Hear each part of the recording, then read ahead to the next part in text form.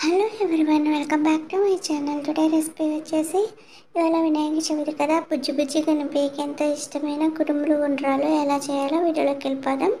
ముందుగా stove on చేసి pan పెట్టుకొని ఇక్కడ చూపిస్తున్న కప్పుతోటి 1.5 కప్పుల వాటర్ వేస్తున్నాను నేను.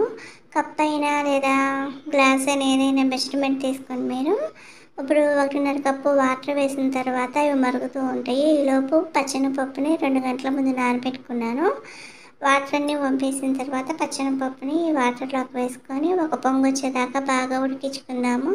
ఒక 5 నిమిషాల్లో నాని కాబట్టి పచ్చెనపప్పు 5 నిమిషాల్లో ఉడికిపోతాయి. ఇప్పుడు కొద్దిగా సాల్ట్ వేసేసుకొని ఈ వాటర్ బాగా మరిగేటప్పుడు 3 టేబుల్ స్పూన్ల నేను ఎండు కొబ్బరి వేస్తున్నాను. మీరు కావాలంటే పచ్చి కొబ్బరి అయినా వేసుకోవచ్చు. నేనైతే ఎండు కొబ్బరి వేస్తున్నా.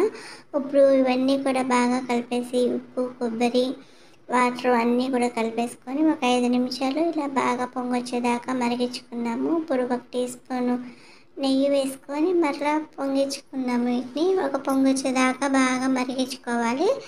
ఇలా బాగా పొంగొచ్చిన తర్వాత ఒక పచ్చెనపప్పుని పట్టుకొని చూస్తే ఉడికిపోతుంది. ఇప్పుడు స్టవ్ని లో ఫ్లేమ్లో టర్న్ చేసుకొని ఏ కప్పుతో అయితే వాటర్ తీసుకున్నామో అదే కప్పుతో నేను 3/4 కప్పు వేసాను. మీరు కావాలంటే కప్ అయినా వేసుకోవచ్చు. స్వీట్ ఎక్కువ ఉంటే కుడుములు ఉడకమంటారు కాబట్టి 3/4 కప్ వేసాను. ఇది ఆర్గానిక్ బెల్లం అండి. బెల్లం అంతా కరిగిపోయింది కదా. ఇప్పుడు 2 ఇలాచీలను దంచి వేసుకొని మంచి ఫ్లేవర్ కోసం ఇప్పుడు 3/4 కప్పు పొడి బియ్యం పిండి వాటర్లో వేసేసుకొని స్టవ్ని లో ఫ్లేమ్లోనే ఉంచేసుకొని కలిపేసుకోవాలి. 1.5 కప్పుల వాటరు, 3/4 కప్పు బెల్లము, అరకప్పు బెల్లం, మీరు కావాలంటే కప్పు అయినా వేసుకోవచ్చు. అలాగనే కప్పు పిండి వాటర్లో బాగా కలిసిపోయేలాగా కలిపేసి గోరువెచ్చ అయ్యేదాకా పక్కన పెట్టి చల్లార్చుకుందాం. ఈలోపు ఇడ్లీ ప్యాన్లో చేస్తున్నాను నేను ఈ కుడుముల్ని.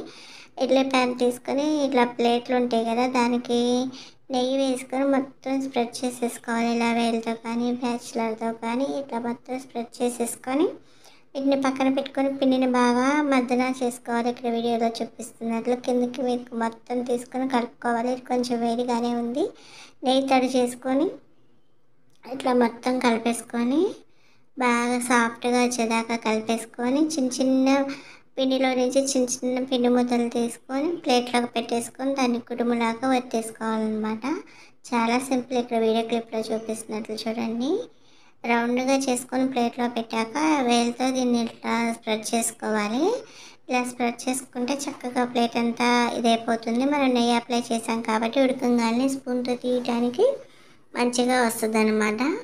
ఇట్లా మొత్తం అంతా కూడా 2 ప్లేట్లు ఇలా చేసేసుకున్నాక ఇప్పుడు కొంచెం పిండి ఉంటుంది కదా, ఆ పిండితోటి ఒకసారి ఉండ్రాళ్ళు కూడా చేసుకొని పెట్టుకున్నాను నేను. చూడండి ఇంత సాఫ్ట్గా ఉన్నాయి ఉండ్రాళ్ళు.